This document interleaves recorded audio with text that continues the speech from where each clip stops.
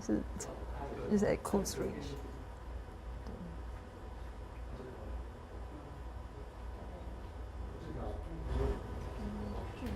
具体的资料建议，因为拜登前转变了军售的政策，算是。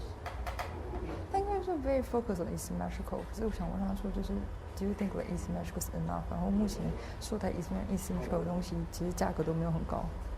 对，然后最大问题是 that it's close range， 所以现在美方你 envision 我们的 war 就是基本上是马里坡那种，就是我们已经没办法，对岸一定会打到上面来，我们没有办法更远的防御。因为他不想让我们 AGM 180啊，不是那个飞弹，可以用推大机的飞弹，很难啊。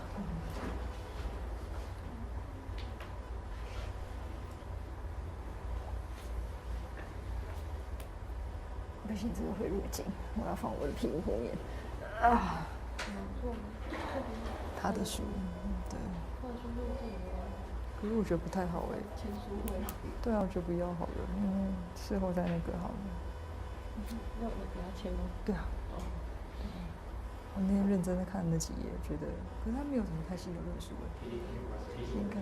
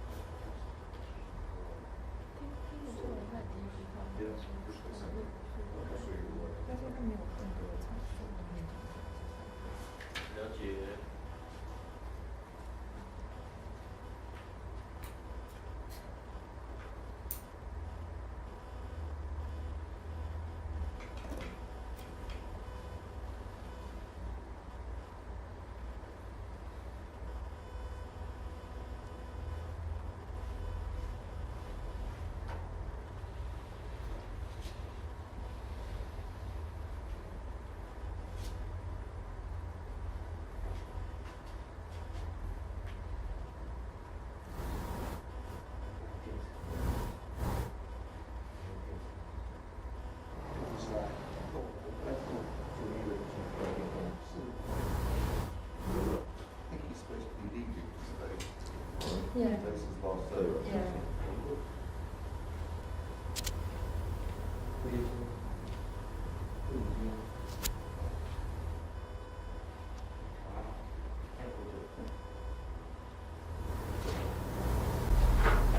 Yeah.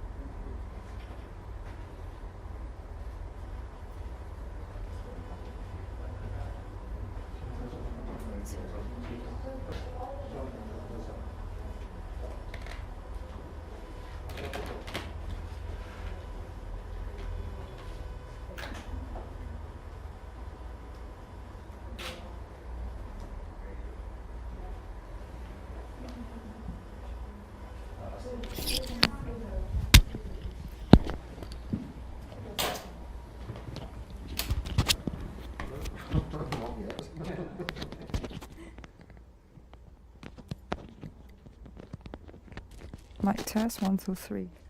Mic test. Mic test.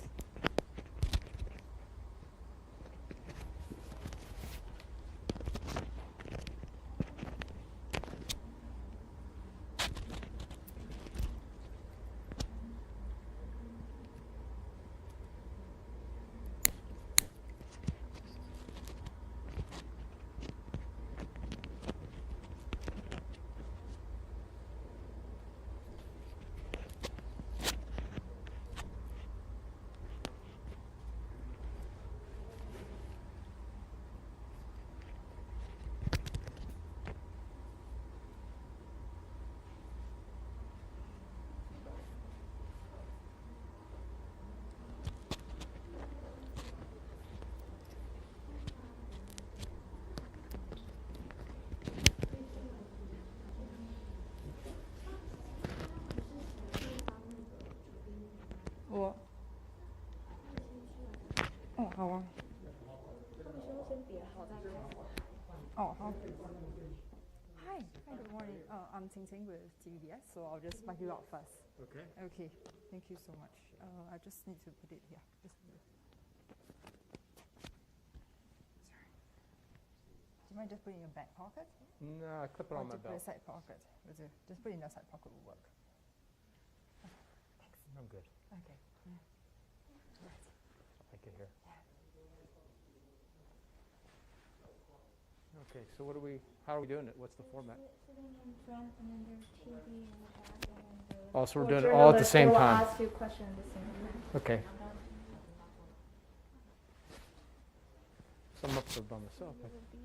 Okay, great, thank you. Good morning. Morning. Yeah.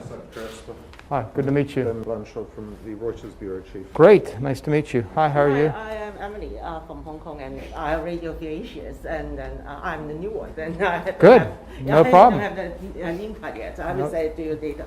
Well, nice to meet you. Nice to meet you. Hi, how are you? Another Emily from the Liberty Times. Great, Okay. nice to meet you. Hi, I'm Ting Ting with TVBS. So one of my colleagues interviewed you earlier in May Yes. for your new book, and I'm here today representing the rest and myself from the broadcast media. Okay, Yeah. sounds good. Okay, so please do take a seat and. Are we wearing masks during the interview, or? I think you can actually remove. I can take mine you off? Can, You're you far just- enough away? Yeah, you can take yours and you just keep ours on. It'll be easier for you.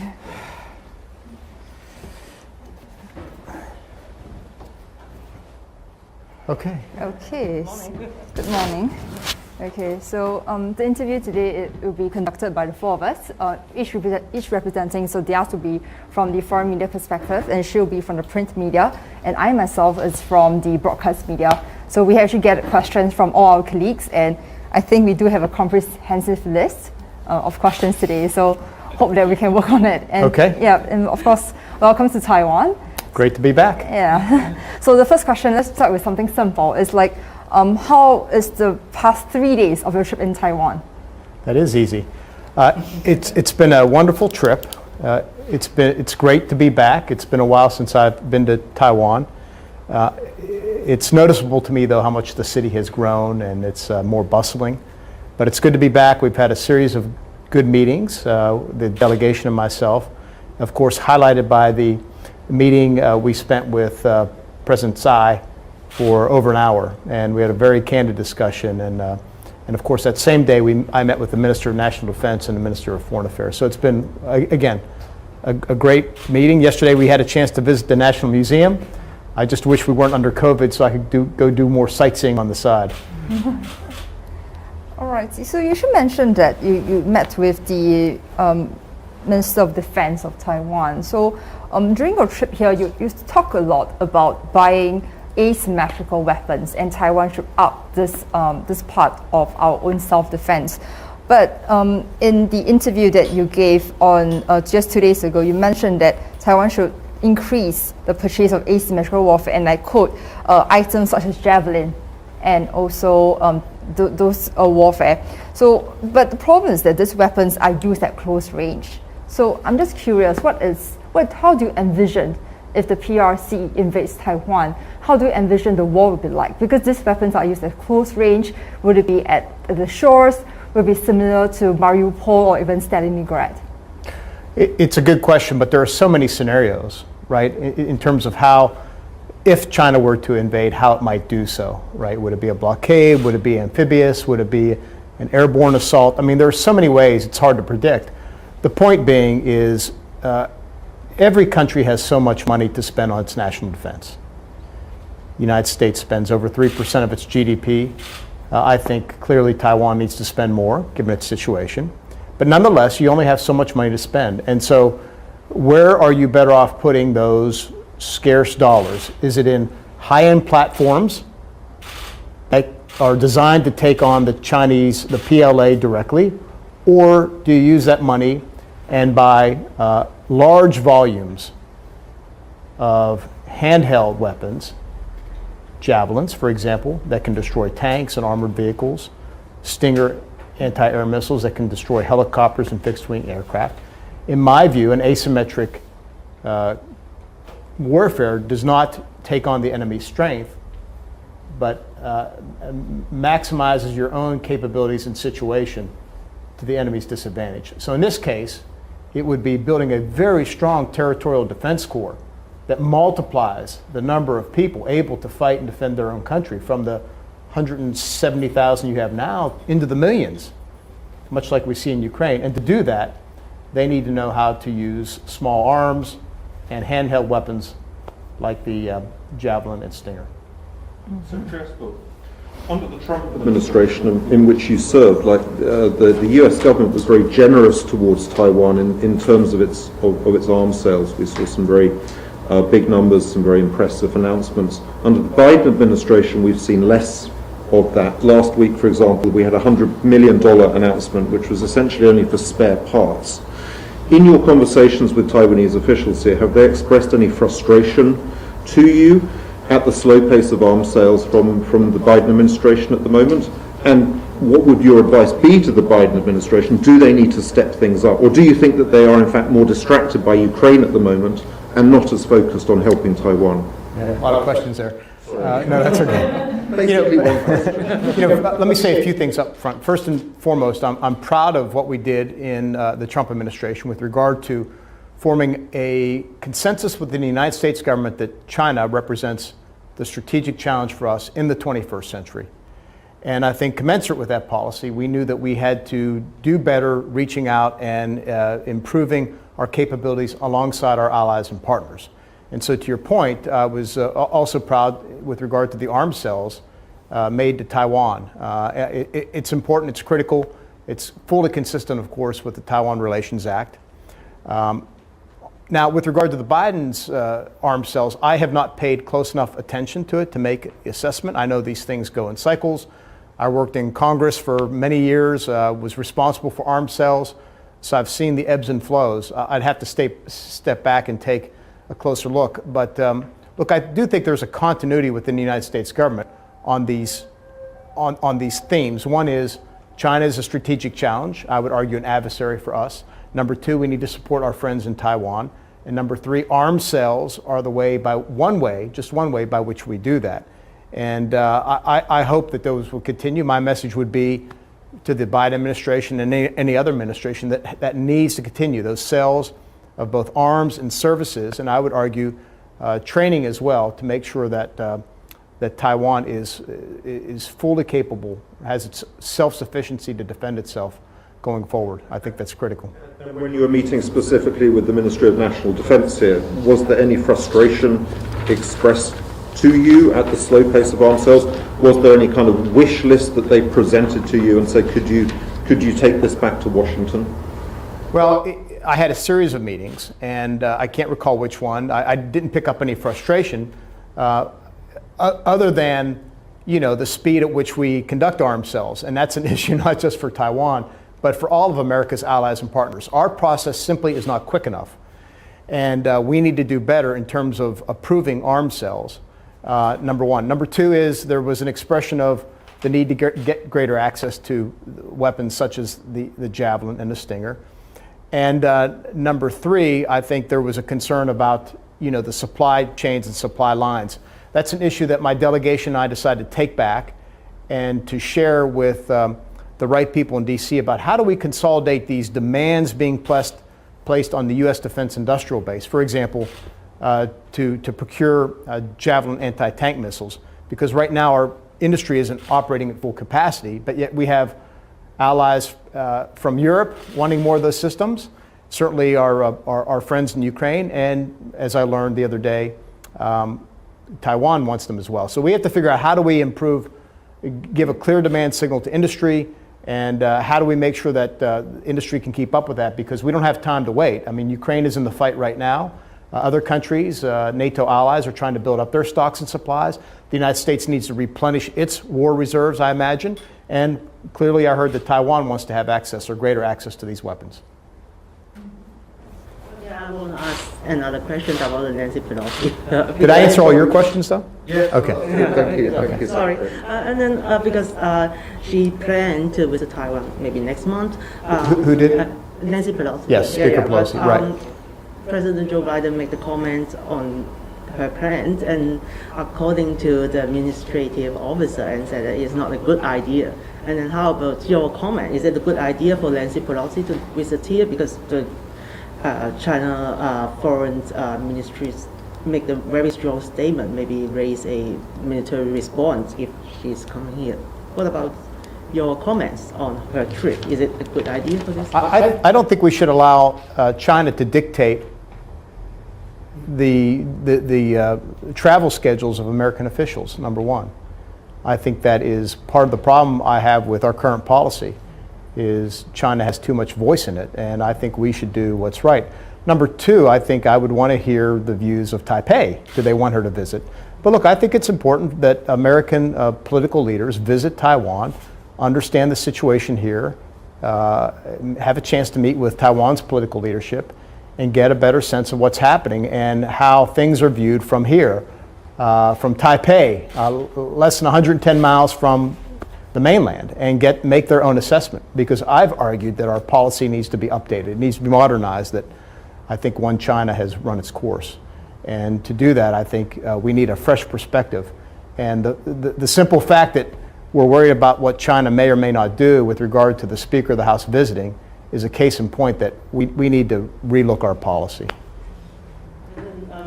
We might to give some comments on is it China strong enough or powerful enough to take the actions to Taiwan now, or any schedules? Do you think that China will take the actions? Because some of the analysis in China experts, they said that the CCP already have their own timetable against Taiwan, maybe 2025 or maybe earlier. Do you think that from now or maybe a certain time of futures, is it powerful enough or strong enough? I think there's only one person that knows, and that's Xi Jinping. He has to wake up every day and make that calculation, right? Is it more or less cost to do something now or later? Clearly we know he has the Party Congress coming up. He's probably not going to do anything before then. We understand there's going to be a transition of key personnel. And so he'll probably have his new government in place sometime in spring of next year. But I think only he knows. That said, I think as he gets up every morning and makes that cost calculation, I think it's important that Taiwan add to that calculation by doing a number of things that I outlined over the past couple days, publicly to the media and personally to the leadership I met here. And I've said, increase your defense budget substantially. Number two, adopt an asymmetric warfare approach to your defense and procure the associated capabilities needed to do that. Number three, extend conscription to at least a year and make it more rigorous. Number four, revitalize your reserve mobilization procedures. And number five, I think there needs to begin a deliberate process of stockpiling energy, supplies, materiel, foodstuffs, ammunition, etc., in the event that China decides to pursue a blockade tactic or something like that. I think all those things will factor into China's calculations, and Xi Jinping will decide that's too hard. I can't do it. It'll be too costly. The other salutary effect of Taiwan making those investments is that countries like the United States and other democracies in this part of the world, and importantly in Europe, look upon it and say, Taiwan is very serious, and we want to make sure that we also are there to stand by and to support them as well. I want to follow that Ben's and Ting's question. They just mentioned the scenario. You say there's always many scenarios for maybe Taiwan's war in the future. But my question is, it's obvious that the U.S.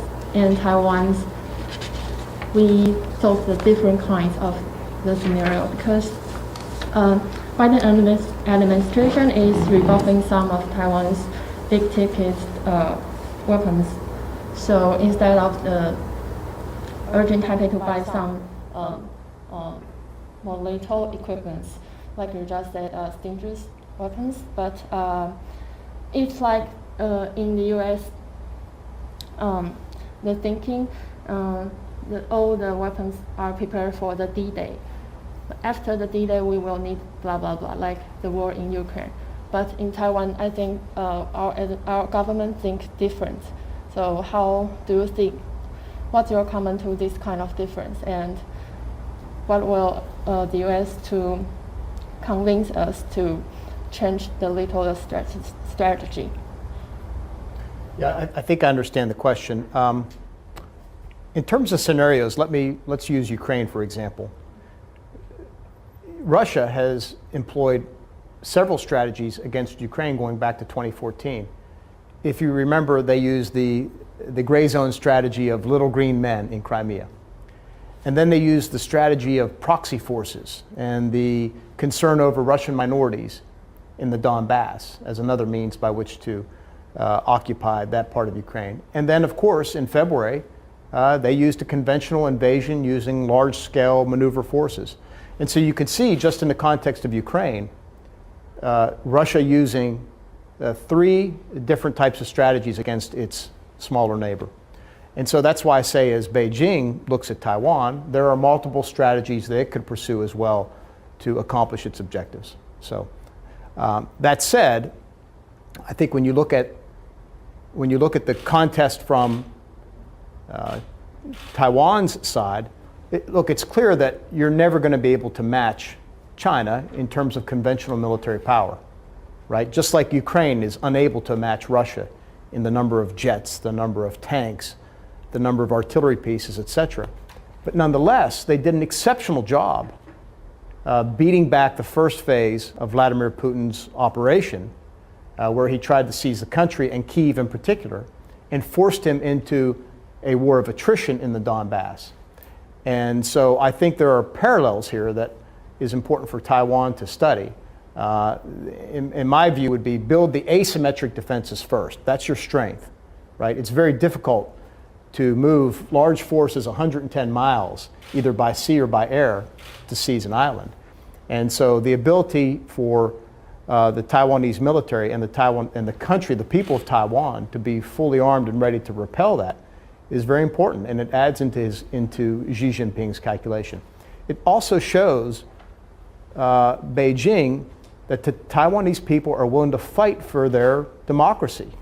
And that means a lot. That means that you're not going to roll over, that if you may not repel them initially, that it may result in an insurgency. All these things will go into the enemy's calculation. And so I think that's why the United States is pushing for an asymmetric approach and making sure that the right things are procured to support that approach. You don't do asymmetric warfare with fighter jets.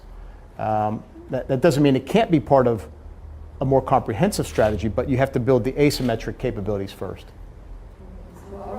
You mentioned that not with fighter jets, but from what I know is that the Taiwanese department or my government actually hopes to procure the F-35s. Do you think that F-35s is a critical weapon for Taiwan? I would build the asymmetric defense first, right? F-35s are expensive platforms. They're built for a conventional warfare approach. I go back to building those asymmetric capabilities first that are more likely to deter a Chinese invasion or other type of military operation.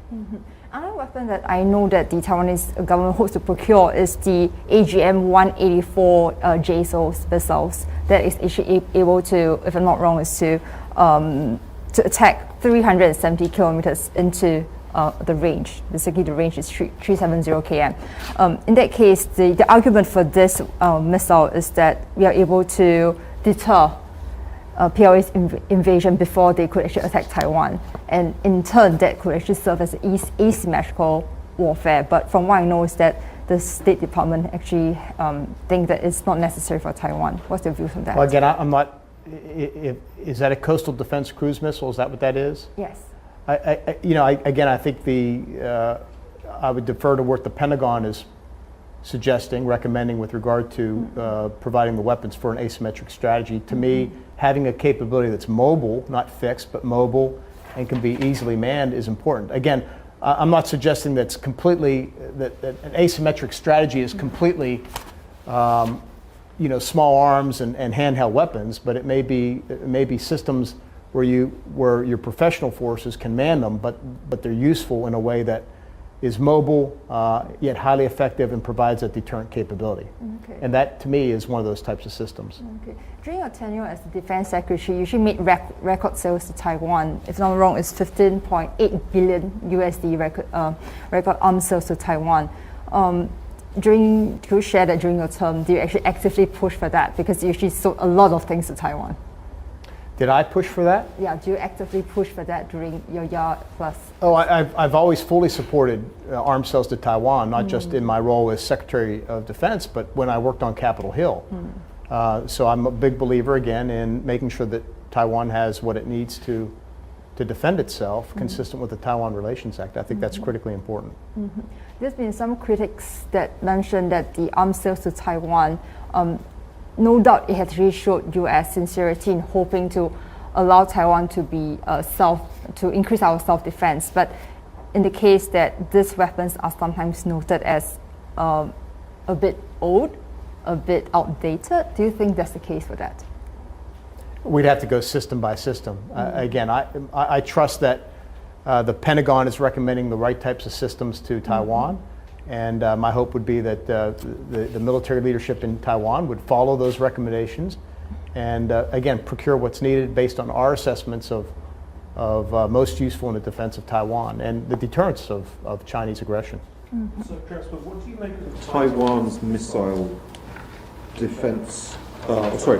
Taiwan's missile development. Taiwan is developing a lot of its own missiles. Now, previously, the focus was on things like the Xiongfeng missile, which was just basically coastal defense to take out a Chinese warship, basically. But the missiles they're developing now are much more advanced. They're much more sort of over the horizon, giving Taiwan the capability to actually strike quite deep into China should push come to shove.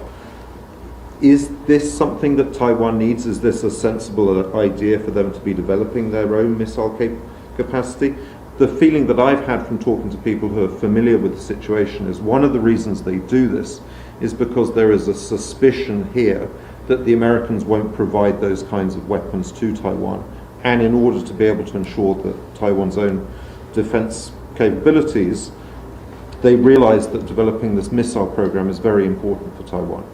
Yeah, it may sound like I'm dodging the question, but I'm not fluent enough in what exactly the Taiwanese military is preparing. I'd like to come back sometime in the near future and really spend a number of days with the Minister of National Defense and his team to get a real hard look at the strategy and the procurement plan. I mean, the strategy should drive the procurements and the production. And if that is part of the strategy supported by the Pentagon, then that would make sense. I certainly see the value of long-range precision fires. It was the number one modernization priority of the United States Army when I was Secretary of the Army. Having long-range precision fires gives you the ability to threaten an enemy's debarkation points for a maritime operation or its airfields. There is a lot of value in that, but it has to fit into a broader strategy and a broader game plan with regard to how you would defend. And And I believe in layered defense, by the way. The difference here is I would not layer the defense from the far side near, but from the near side out. In other words, build the asymmetrical capabilities needed here in Taiwan first, and then work your way out to have greater range from there. But we're getting into strategy and things like that without seeing what the latest is, I'd want to be able to speak with more confidence. Sorry, just a follow-up. In your assessment, and when you served as Secretary of Defense, does China have the military capability at the moment to take Taiwan if it wants? And where do you see the weaknesses in China's forces at the moment that would prevent them from, perhaps prevent them from successfully attacking Taiwan? So there are a few types of operations more difficult than an amphibious assault, for example. And does China have the means? Sure, I assume they could assemble the ships to ferry men and materiel and weapon systems across. And it becomes an issue of how long does it take? How quickly can you do it? How rehearsed are they? There's a number of factors that work into this. So that doesn't make it an easy answer. The question is how, at what point do they feel that they can do it as efficiently and as effectively as possible in a military operation to guarantee success on the other end? And those are questions that they will have to assess, that we would help Taipei assess, and that by, again, making the improvements that the Department of Defense is recommending, some of which I've suggested here this week, I think, again, continues to change that balance. Now, look, that's just one type of operation. We've talked also about, could China impose a blockade on Taiwan, right, and limit the transit of goods and energy and all other things that Taiwan imports, and compel Taipei to come to the negotiating table, right, with a gun to its head. I mean, that's another scenario that I think we all need to be concerned about. And then is there a hybrid approach where, maybe they stir up problems here internally, and they try and seize an outward island. There are a number of things by which scenarios that we need to be conscious of and prepare for as many of them as possible. So I just don't focus on the singular, scenario of an amphibious assault. Excuse me, if China take the actions against Taiwan one day, and then any kind of actions that you think that is the bottom line for the U.S., and then also if the day is come, and then how long the Taiwan need to fight for their self before the U.S. Army is sent here to help them? Yeah, how long they need to fight for themselves? Those are a lot of great questions with a lot of unknowns. I mean, there's so many ifs, ands, or buts in there that it's too hard to predict. But it would take time for the United States and other Western democracies to make the decision and then to deploy the forces. So I think Taiwan needs to make its preparations and be able to hold out for some amount of time. That's why when I spoke about recommendations, I spoke about stockpiling now sufficient energy supplies and foodstuffs and weapons and ammunition, because the Pacific Ocean's a big ocean, and Taiwan's far closer to the mainland than it is to the United States, and even Japan's even further. So it takes time to make those political decisions, to get involved in a conflict, and then of course to move the forces to make a difference. So that has to be part of the calculation as well. Just like suggestions or recommendations for the Taiwanese government, and then they at least need to have maybe 1 week or... Well, it's not hours, it's certainly days and weeks, right? It's not hours, so it's days and weeks, right? But it depends on how it plays out. I know these things don't happen automatically, and if you have a hybrid approach, how does that play out? Or you create some type of political if Beijing creates some type of political turmoil here on the country, and it becomes a homegrown type of thing. I don't know, but I think you need to prepare. You can prepare for many of these scenarios now. One thing that Xi Jinping would probably learn from the Russian-Ukraine war is to learn how not to attack Taiwan at the wrong time. Because what we're seeing in Ukraine right now, if I'm not wrong, is that the Russian invade Ukraine, and no doubt there are forces, be it from Europe or be it from America, force NATO, forces trying to help Ukraine in that sense. But China will probably wait for the right time to to attack Taiwan. And that will actually make everything more difficult for Taiwan, including what you mentioned. It takes time for the U.S. government, if U.S. want to come and help Taiwan, it will take time. So in that case, the case you made is that for Taiwan to up our asymmetrical warfare, to to hold ourselves as long as possible, in hope for future other defense, be from Japan or to come in here. But the issue that I want to ask is how long it should be, because will it be a case where the world sanctions against Russia, but the world may not sanction against China? That is actually that might actually create difficulties to sanction against China, and that will make the case to defend Taiwan more difficult. Well, I think that's why it's important now that the United States and other Western democracies take a look at this situation and send clear signals that should China make a move on Taiwan, or as the Taiwan Relations Act states, try and change the status quo through non-peaceful means, then we will impose sanctions. We will take diplomatic action. I think all those things are important. So it's not just the military, but it's the economic, the diplomatic, so forth, that we need to put into Xi Jinping's calculus. And I think the good thing about what happened with regard to the Western response to Ukraine is that many countries, Western democracies, to include, by the way, Japan, Korea, Australia, countries in this part of the world, stood up and decided that they would also sanction. I thought it was late. I thought it was mixed. I think it was incomplete. But nonetheless, we're at the point now that there are heavy sanctions being imposed on Russia. So I think we should, if it were to happen here, we'd have to move much more quickly. But it's important to send those messages now that that would happen. That would be the case. Okay, the Congress actually passed the recent thing about inviting Taiwan to participate in RIMPAC 2024. And the same thing was actually passed in 2021 and hoping to invite Taiwan for this year's RIMPAC. They're still happening right now. But if I'm not wrong, the officials at RIMPAC said that it was a political decision that Taiwan was not invited. What do you think are some barriers? It was a what position? A political decision. Well, of course it was a political decision. Yes. So that's the What nature. are some barriers? Too many of these decisions are political. I mean, I think it's wrong, for example, that Taiwan is not able to participate in the World Health Organization, particularly during a global pandemic, or participate in ICAO, right, which deals with airline safety. I think those things are political decisions, and they're wrong. It's unfair to the 23 million people here in Taiwan to not have that type of representation in important health and safety organizations. And of course, there are other international organizations. So I think, my view in terms of an updated policy, one of the first things that should be decided upon is that we will push for Taiwan's membership in these international organizations. I think that's an important signal, and I think it's completely fair and the right thing to do. But for RIMPAC, Yeah. Do you think that Taiwan should participate in the RIMPAC? I'm not opposed to it. I'd want to see what the purpose is. I don't want to get. I want Taiwan focused on asymmetric warfare right now, Okay. not large-scale naval operations.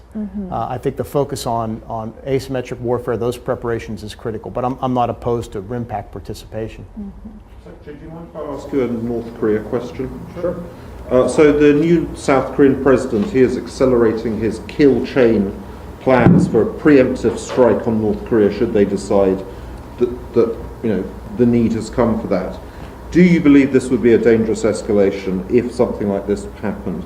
If South Korea did go ahead with a preemptive strike under the current treaty clauses between South Korea and the United States, would South Korea need to ask the United States first?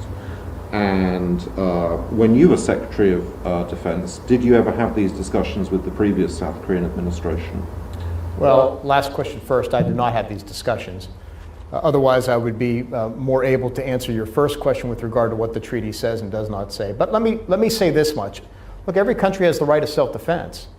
And if you believe there is an imminent threat against your country, against your people, then certainly a preemptive strike is in the realm of the possible. It's warranted.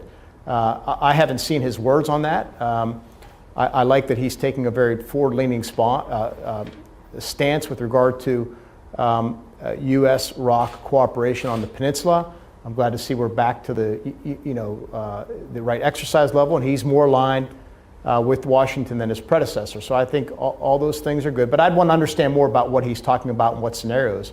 But again, every country has the right of self-defense. In this case, it's a little bit different, obviously, because we have 28,000 U.S. troops on the peninsula. We have a combined command. We're under a UN mandate. There are a lot of other intricacies here that I'd want to take a look at.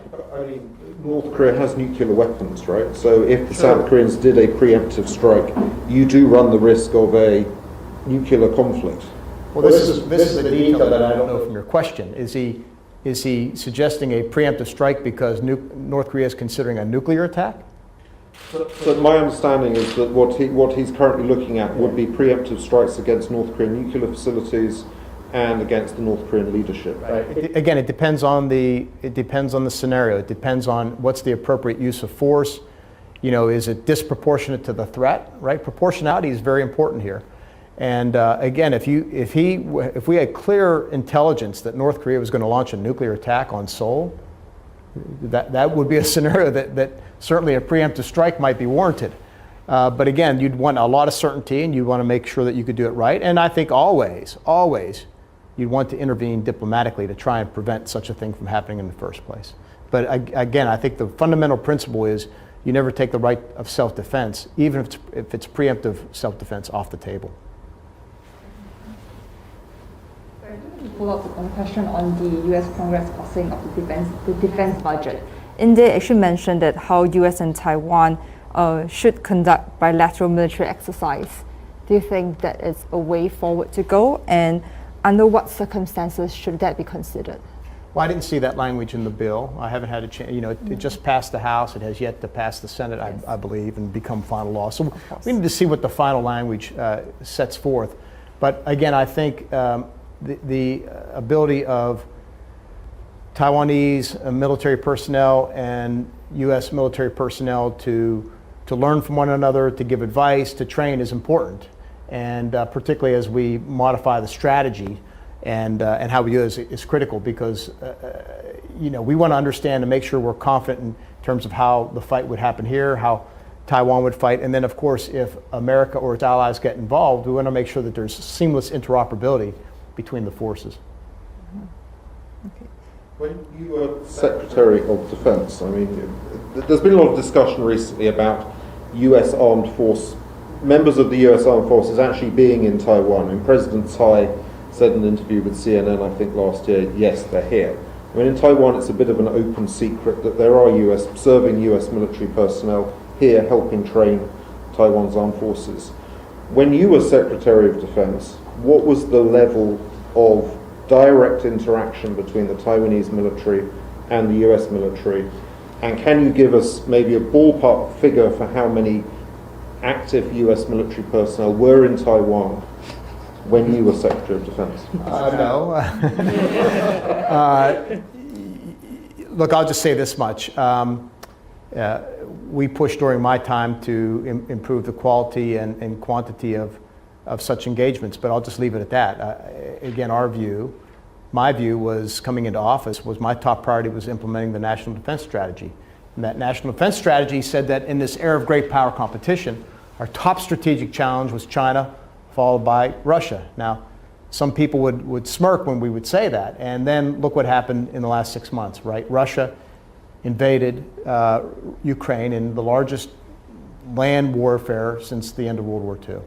So I think this notion that, and certainly if you look to China, to the east, right, to China, we can see Chinese bad behavior all over the place, right?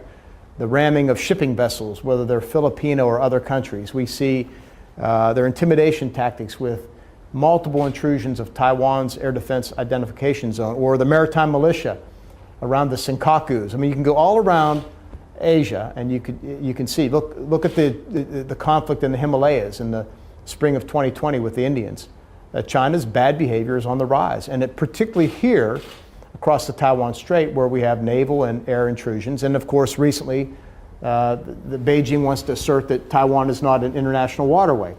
So we can see them on multiple fronts, whether it's economic bullying, diplomatic coercion, trying to change the legal status of the Taiwan Strait, or deny the Hague's judgment about who controls the Spratlys. I mean, you go down the list, you see Chinese bad behavior, and it's on the rise. It's accelerating, not decelerating. And so I think we need to be on guard, and I think these investments and changes need to be made sooner rather than later. Yes, Emily too. If China attacks like Jinmen or Matsu Islands, you know, the little islands in the Taiwanese Strait, Right. yeah, what do you think is the best way for Taiwan government to respond? Well, again, a lot of ifs there. Because this is one of the most impossible scenario, I think, in our talks. Right, those are tough scenarios, right? Those are tough scenarios. That's why I think there needs to be that discourse, certainly, you know, within Taiwan about how you would want to respond, but then between Taiwan and Washington and others, like, I think the late Shinzo Abe, who we tragically lost here recently, his murder, spoke about, you know, a Taiwanese emergency crisis being a Japanese crisis. And so there are a lot of other countries who are stakeholders in this, in this issue. Can I ask you a broader question about China's relationship with the world? So there was a period, I mean, going back a long time, possibly to Deng Xiaoping and his historic trip to the United States, right in the 1980s, there was a period where we, when I say we, I mean collectively as the Western world, as Western democracies, of course led by the United States, but all the other democracies as well, were trying to engage with China, proactively engage with China, hoping that through that engagement you're going to gradually encourage China to open up, maybe one day to democratize, who knows. Obviously with the Tiananmen Square massacre in 1989, but then actually after that, you know, China did then step out again into the world. It was sort of slowly welcomed back. Also under the Hu Jintao government, this engagement continued. But then Xi Jinping came along, and those efforts, you know, I think the West continued to try to engage, but it's just stopped. Yeah. Do you think we in the West share a collective sense of responsibility for failure with that engagement, or is the problem? So this is a very, very broad question. But do we share a sense of responsibility for a failure of that engagement that has now set up the Xi Jinping government that we see today, that is, as you say, engaged in this bad behavior and stuff? Yeah, this is almost the existential question of China-Western relations, and I talk about this in my book. You must have read it, but I have a whole chapter on. I have a whole chapter on this, on China, and this issue in particular, because I lived through it in the sense that. You know, my first assignment at the Pentagon was as an Army officer working at that time Pacific Command issues focused on North Korea and Taiwan. This is the mid-1990s, right? And then, of course, I was working on Capitol Hill when China's accession to the WTO came before the Congress in 2000, 2001. And the theory that you, I think, described was this: if we promote the economic liberalization of China, Chinese people will become more prosperous and they will demand more political freedom. That was the theory. And of course, over time, China would democratize. And so that was what most people bought into. It's a credible theory. I had my doubts. I thought maybe in some ways, you know, at least the people I work for, we had gone too far. We had given China too much room in the WTO to come in as a developing country or whatnot. But set that aside. China joins the WTO. Over time, hundreds of millions of people Chinese people are lifted out of poverty, a good thing. But we never saw that theory take hold, really. I mean, we had some benign, if you will call, if you might say, administrations under Jiang Zemin, Hu Jintao, etc. But what we saw during that time, I believe now, was China, Beijing, the party, Chinese Communist Party, really turned those institutions inside out and against us. In other words, they used the economic wealth of free trade and a market economy to build the world's largest military. They now have the largest army in the world and the largest navy in the world, and meantime they are also expanding their nuclear forces. And then they use that same market opening to invite Western businesses, because I worked on these issues, into China and demanded certain degrees of governance, tech transfer, and then they stole our intellectual property and really tried to take market share away from Western businesses to their own ends. And so they've used the system against us. And so I don't blame us, I blame them. I think we were doing, sure, we saw an economic benefit to us, but there's a lot of people that thought this would be good for China's opening, to bring China into the 20th century at the time, but now the 21st.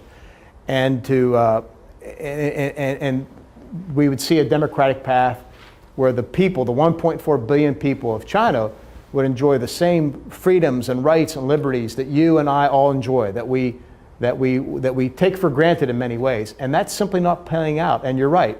Since Xi Jinping came to power in 2013, he has taken the country backwards in terms of what little freedoms they had. And now we have, these large detention, some call them concentration camps in Xinjiang with regard to the Uyghurs. We have, look what's happened to Hong Kong, right? In terms of the liberties lost there. We just go around the loss of press freedom, the constant surveillance of a surveillance state, knowing everything you do. They can't even acknowledge their role in COVID and allow the WHO to investigate. So all these things tell me that China has gone in the wrong direction under the leadership of Xi Jinping. We should have no faith that that's going to change anytime soon. He will likely consolidate his power in the Party Congress this fall. And then once he makes his personnel changes, then who knows what's going to happen? What will he do next? And will he, during his lifetime, during his tenure, try to consolidate all of China, which means bringing Taiwan under the control of the mainland? That's what everybody's concerned about at this point, I think. I don't, that's my recitation of history. I don't know if you agree with it, but that's kind of how I view things playing out, and that's the situation we face. That's why I think, and why our strategy was so, and why I spent my time as Secretary of Defense gearing the United States military toward this, is that China is the greatest strategic challenge we face in this century, the greatest adversary we face as a U.S. military, and we need to be prepared to deal with that, be prepared to deter their bad behavior going forward, because they certainly have their plans and ambitions. And look, they've been very clear. By the year 2049, they want to have a military that's as good as, if not better than, the United States military.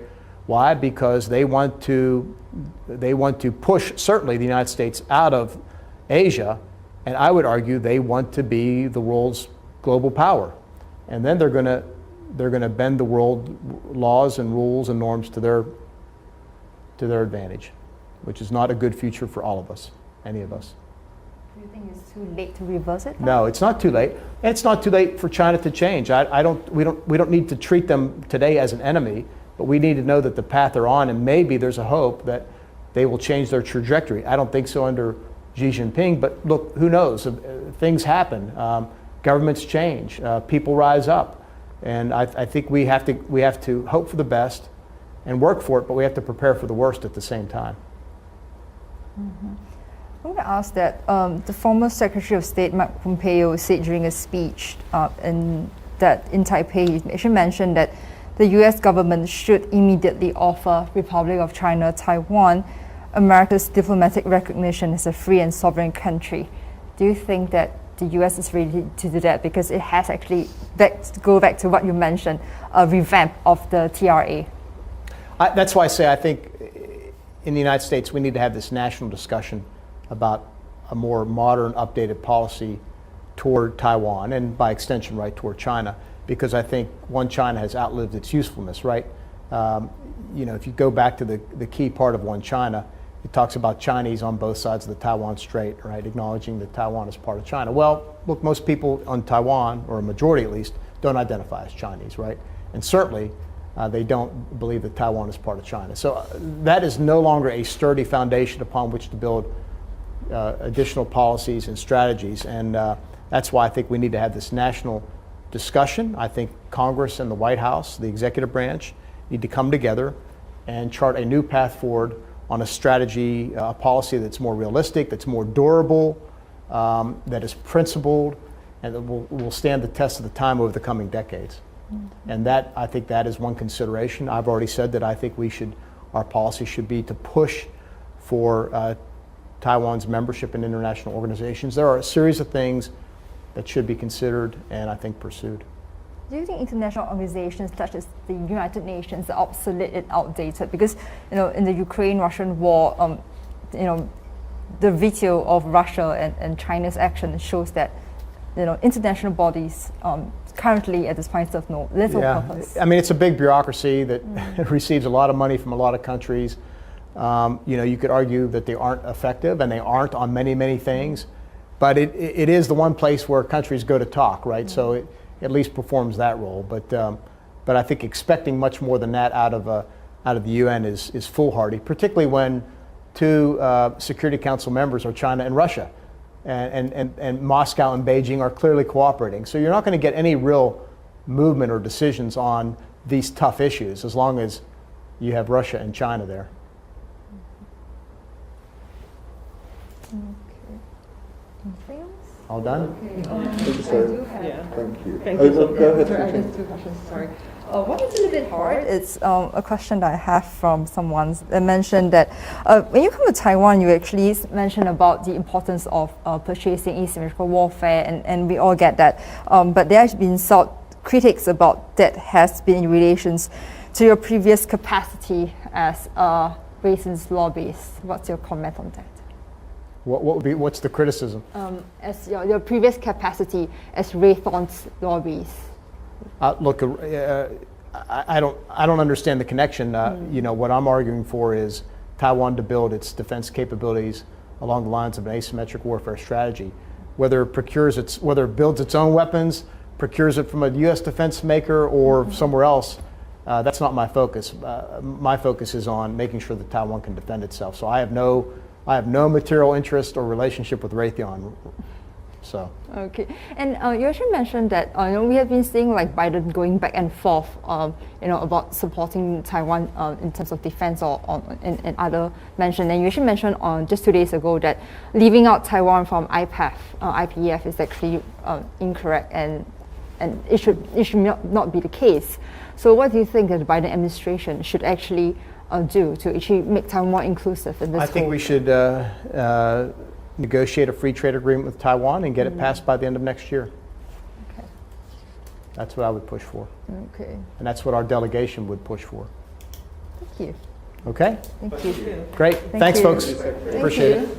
Do you mind if I get this sign for you? Oh, look at this. So sorry. Okay. Okay. Shall we give him the chapter on China? Actually, I don't have my pen with me. Oh, sorry, you might have to push that. Okay. Do you mind if I have that to me? This is my name. Thank you. Oh, to you? Yeah, to me, that's mine. First name is Ting Ting? Yes.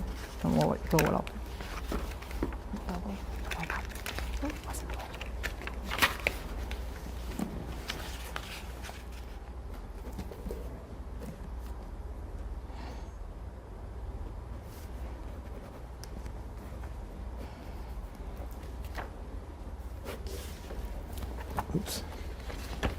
Okay. We have one more. Thank you so much. Is this for mom and dad? This is for my boss. Smart. To Ting Ting's boss. Oh, you can actually just write, and do you mind if I just write his name so you can just credit to him? Okay. Thank you so much. Thank you. Oh, good American name.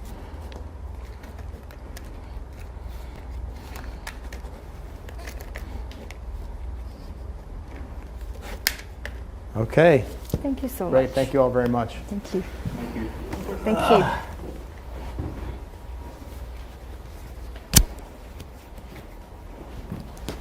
We'll Thank take you. this. Thank you very much. No Thanks problem. again. Thank you. Pleasure. Thank you. Thank you. Thank you very much. Thanks a lot. We'll see you. That's all.